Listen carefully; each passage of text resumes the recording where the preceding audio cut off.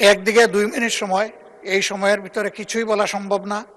Descending কেন দিলেন, তার প্রেক্ষাপট কি হওয়া উচিত, এই বিষয়গুলো তো বলার সুযোগ না দিলে আমরা একদিকে 2 মিনিট পাচ্ছি, অন্যদিকে আনলিমিটেড টাইম দেওয়া হচ্ছে যারা উত্থাপন করছেন তাদেরকে।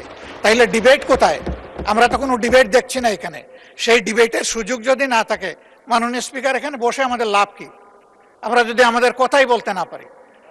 মাননীয় স্বরাষ্ট্রমন্ত্রী, আপনি কিছু বলবেন?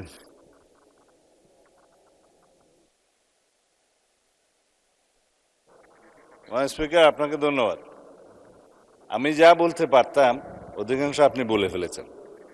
নিয়ম হলো, বিশেষ কমিটির রিপোর্টে যেখানে যেখানে নোট অফ ডিসেন্ট দেয়া হয়েছে সেই বিলগুলো আমরা আজকে থেকে আনা শুরু করছি।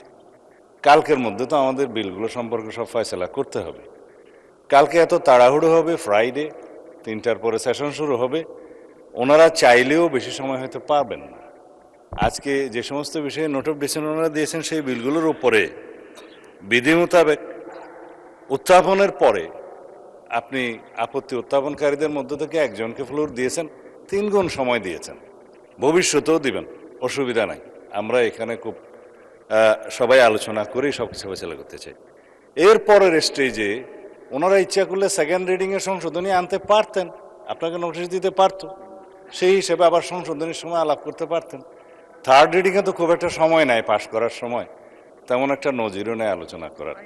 এই স্টেজগুলো আমি আশা করি আমার বিরোধী দলীয় বন্ধুরা একটু এক্সপ্লোর করবেন, যে আপনারা আলোচনা করতে চাইলে রুলস অফ প্রসিজিওর অনুসারে আপনারা গেলে যথেষ্ট সময় আজকে পাবেন, কালকে তো খুব তাড়াহুড়ো হবে। তো সুতরাং মাননীয় বিরোধী দলীয় নেতা এই যে 3 গুণ সময় চেয়েছেন, একজন বক্তৃতা দিবে 6 মিনিট, দেন মাননীয় স্পিকার।